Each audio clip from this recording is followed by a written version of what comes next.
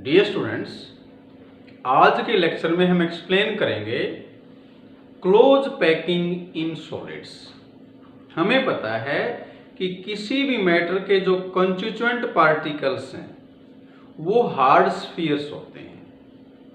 Hard sphere क्यों कहते हैं? क्योंकि प्रेशर अप्लाई करके या टेम्परेचर चेंज करके हम उनके बीच की डिस्टेंस को कम ज़्यादा कर सकते हैं, उनके साइज को चेंज नहीं कर सकते। अब पार्टिकल्स हैं वो स्फेरिकल हैं, उनकी जो पैकिंग होती है उसमें पूरा स्पेस ऑक्यूपाई नहीं हो सकता। हमेशा इमेजिन करें कि अपने पास एक खाली बॉक्स है, उसमें हमने बॉल्स को फिलअप कर दिया, तो हम समझ सकते हैं कि सारे का सारा 100% उसका स्पेस ऑक्यूपाई नहीं होगा, उनके बीच में कुछ खाली जगह बचेंगे। तो जो टोटल स्पेस ऑक्यूपाई होता है वो मैक्सिमम होगा, तब उसे हम क्या कहेंगे? Close packing. और जो स्पेस, टोटल स्पेस का जितना परसेंटेज स्फीयर्स ने, पार्टिकल्स ने ऑक्यूपाई किया, उसे बोलेंगे packing efficiency. It is the percentage of total space filled by particles. और एक ऐसी ही टर्म है पैकिंग फ्रैक्शन। ये क्या है? It is the fraction of total space filled by particles. अगर परसेंटेज की बात करेंगे तो पैकिंग एफिशिएंसी, अदरवाइज उसको क्या कहा जाएगा? Packing fraction. अब पैकिंग एफिशिएंसी में और पैकिंग फ्रैक्शन में रिलेशनशिप देखें क्या है। पैकिंग फ्रैक्शन को अगर 100 से मल्टीप्लाई कर देंगे तो वो परसेंटेज में आ जाएगा, तो क्या बन जाएगी? Packing efficiency. और पैकिंग फ्रैक्शन कैसे निकालेंगे? ये है ऑक्यूपाइड वॉल्यूम बाय पार्टिकल्स। जो टोटल वॉल्यूम अवेलेबल था उसमें पार्टिकल्स ने कितना ऑक्यूपाई किया, उसको डिवाइड कर दें बाय टोटल वॉल्यूम, तो वो क्या आ जाएगा? Packing fraction. और अगर इसको मल्टीप्लाई कर दें बाय 100 तो ये क्या बन जाएगी? Packing efficiency. अब स्टार्ट करते हैं हम क्लोज पैकिंग। एक्चुअली जो पैकिंग है वो 3 डायमेंशन में है, लेकिन हम एक्सप्लेन करेंगे कि 1D पैकिंग होती तो कैसे होती, 2 डायमेंशन में होती तो कैसे होती। तो हमने स्टार्ट किया close packing in 1 dimension. 1 dimension में क्या कर रखा है? ये पार्टिकल्स हैं, ये स्फीयर्स हैं, इनको अरेंज कर रखा है एक रो के अंदर। और एक रो के अंदर अरेंज करेंगे तो हम देख सकते हैं एक स्फीयर को 2 स्फीयर टच कर रहे हैं। और एक स्फीयर को कितने स्फीयर टच करते हैं? नियरेस्ट नेबर जिसको हम कहते हैं, वो क्या कहलाता है? Coordination number. तो 1D पैकिंग के अंदर कोऑर्डिनेशन नंबर कितना होता है? 2। नेक्स्ट आता है क्लोज पैकिंग इन 2 डायमेंशन। यहां सिर्फ एक ही एक्सिस था, इसमें 2 एक्सिस आ जाएंगे। जैसे एक एक्सिस ये ले लिया, एक ये ले लिया। तो 2D पैकिंग 2 तरह से होती है। पहली है स्क्वायर क्लोज पैकिंग, इसको शॉर्ट में SCP भी कहा जाएगा। देखो कैसे की जाती है ये हमने एक रो बना दी, एक लाइन है, ये क्या कहलाएगी? रो। ये क्या कहलाएगा? कॉलम। तो ये हमने एक रो में पार्टिकल को अरेंज कर दिया, मतलब ये 1D है।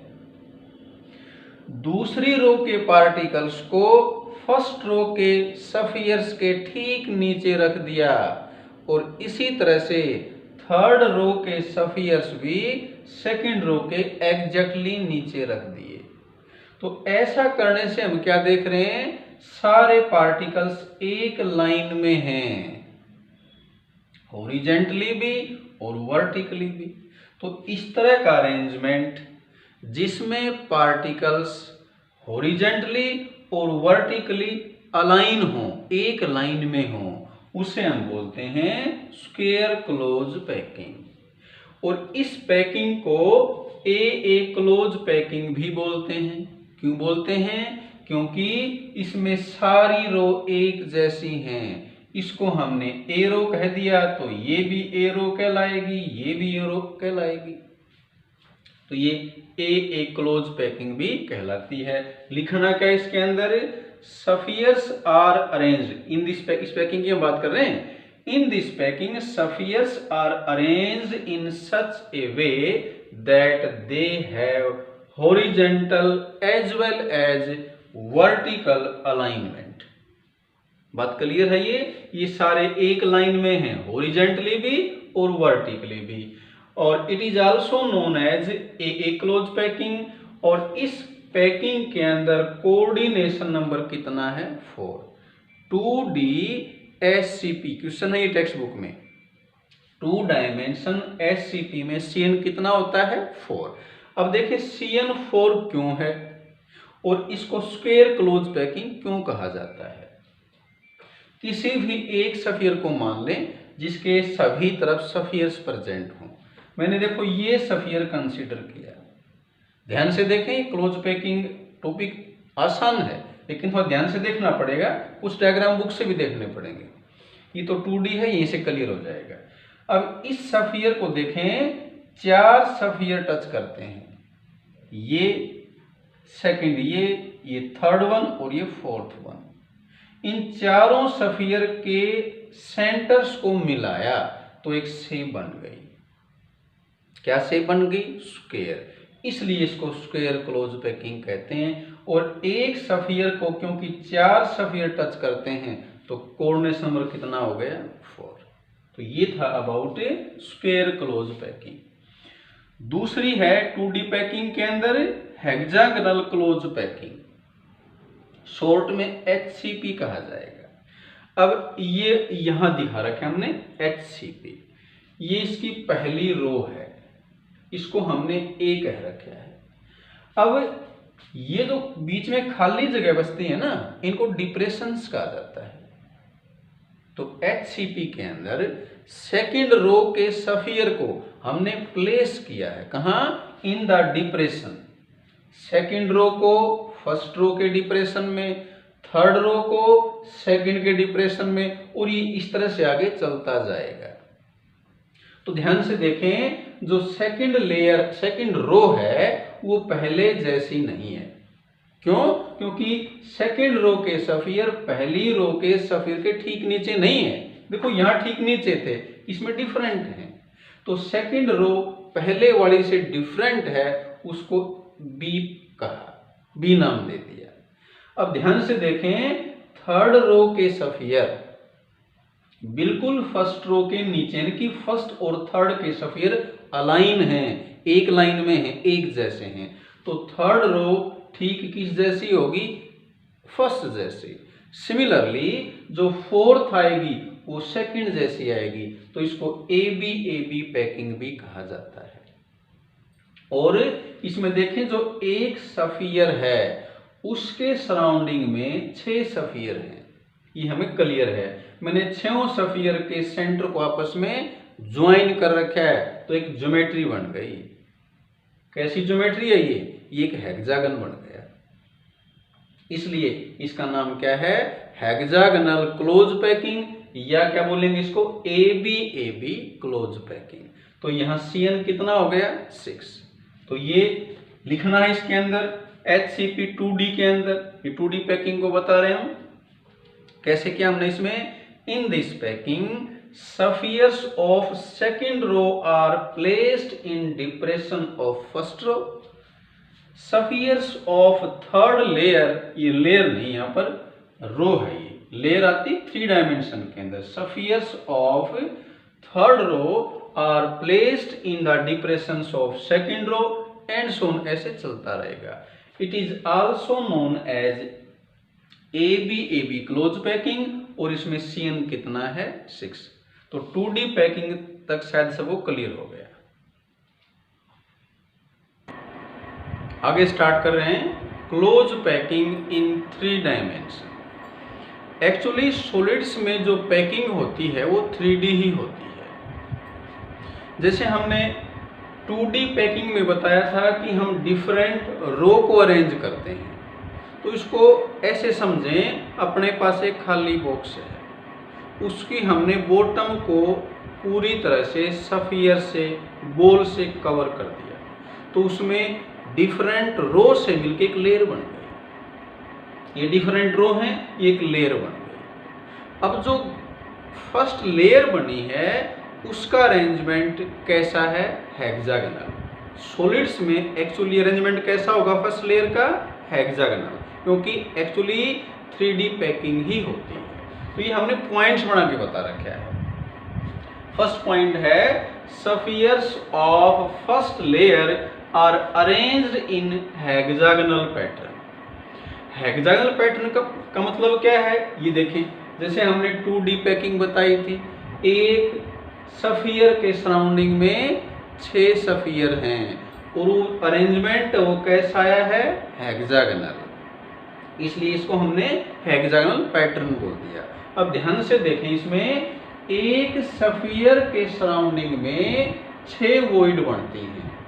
जैसे मैंने ये एक वॉइड दिखाई, ये वॉइड 3 स्फीयर के बीच में है। ये जो मैंने दिखा रखी लेयर वॉइड, ये 1 2 3 3 के बीच में है, और 3 के बीच में जो वैकेंट स्पेस होता है वो क्या कहलाता है, ट्रिएंगुलर वॉइड। तो एक स्फीयर के सराउंडिंग में 6 ट्रिएंगुलर वॉइड हैं। अब हमने सेकंड लेयर के स्फीयर्स को प्लेस करना है किस पे, सेकंड रो की फर्स्ट लेयर की वैकेंट स्पेसेस के ऊपर, वॉइड्स के ऊपर। अब 6 खाली जगह हैं, हम ध्यान से देखें, स्फीयर्स को रखेंगे तो 6 पे रखना पॉसिबल नहीं है। मैंने जैसे ये 1 पे रख दिया, मैंने एक ट्रिएंगुलर वॉइड पे स्फीयर रखा, तो अगली ट्रिएंगुलर वॉइड पे अब जगह नहीं है, अब अगला स्फीयर इस वॉइड पे आएगा। तो 6 में से जो 6 वॉइड थी ना ट्रिएंगुलर, सेकंड रो में जब स्फीयर इनके ऊपर रखेंगे तो 3 ही ऑक्यूपाई होंगी। तो सेकंड लेयर का अरेंजमेंट क्या हो जाएगा, spheres of second layer are placed on alternate triangular voids. 6 में से 3 ऑक्यूपाई होंगी।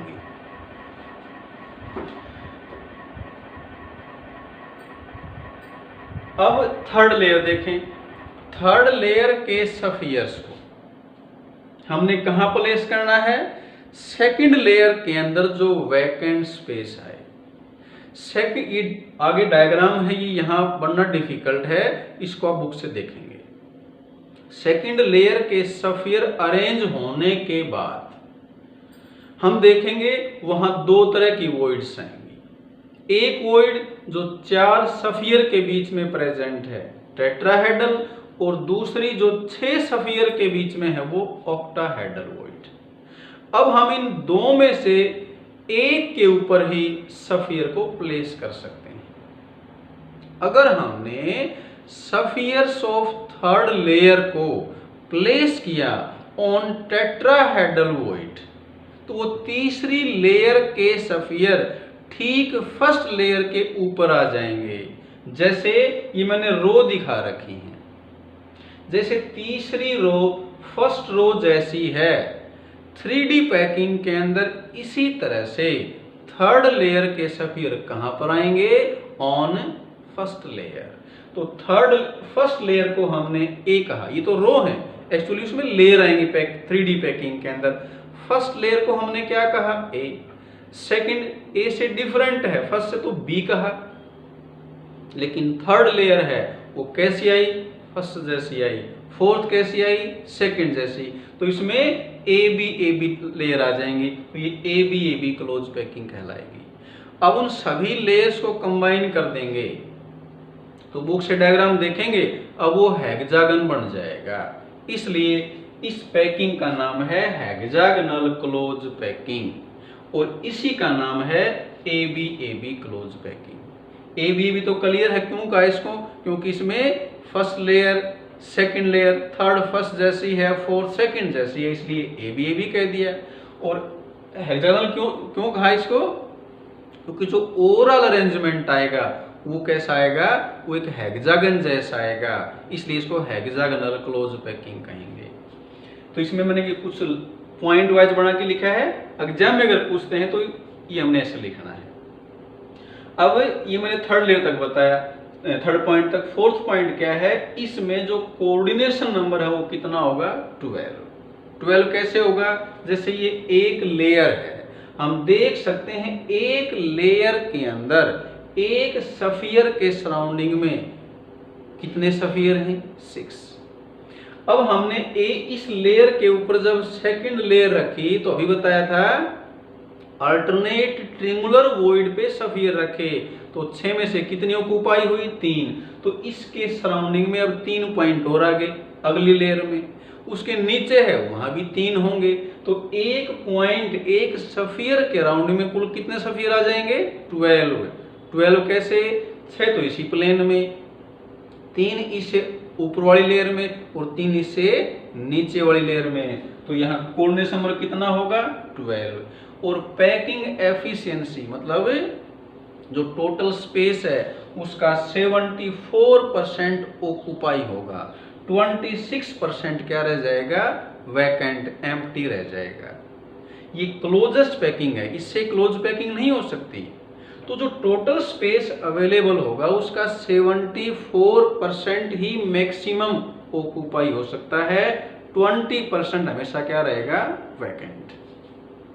ये कुछ एग्जाम्पल दिए, जिंक और मैग्नीशियम में इस तरह की पैकिंग होती है। तो ये हमने क्लोज पैकिंग इन 3D का एक पार्ट बताया, HCP।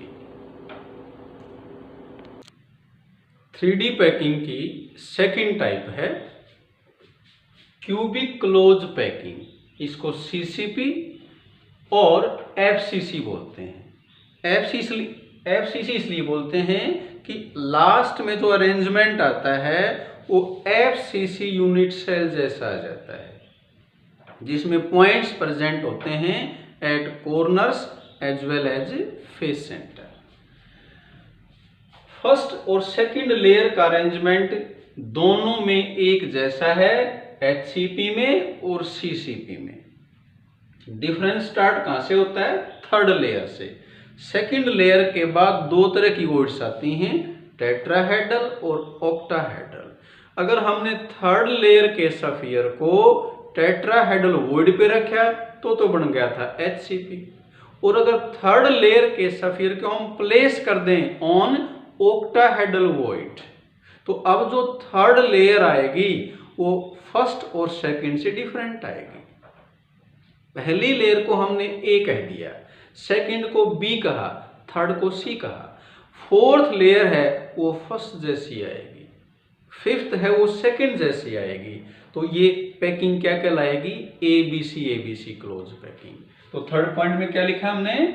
Spheres of third layer are placed on octahedral voids. Now third layer is different from first layer. अब सिमिलर कौन सी होगी? Fourth layer is similar to first layer, fifth layer is similar to second and so. इसलिए क्या नाम दिया इसको? ABC close packing. और ये क्यूब बनता है इसलिए इसको क्यूब कहा जाता है, CCP पैकिंग बोलते हैं। और उस क्यूब के अंदर पार्टिकल कहाँ होते हैं? At corners and face centre. इसलिए CCP का दूसरा नाम क्या है? FCC, face centred cubic. यहां भी कोऑर्डिनेशन नंबर 12 है, पैकिंग एफिशिएंसी 74, दोनों में सेम है ये, वो चाहे HCP अरेंजमेंट है चाहे CCP है। और ये मैंने कुछ एग्जाम्पल लिखे, कॉपर सिल्वर के अंदर इस तरह की पैकिंग होती है। तो आज हमने ये क्लोज पैकिंग का टॉपिक कंप्लीट किया। इसके कुछ डायग्राम्स हमने बुक से देख के समझने हैं। जो मैंने बुक एक्सप्लेन किया है वो तभी क्लियर होगा जब साथ में हम बुक लेके रखेंगे और बुक में उसको अप्लाई करेंगे कि सफियर्स को कैसे कैसे हमने प्लेस किया है। तो आज के लेक्चर के लिए इतना ही। Thank you.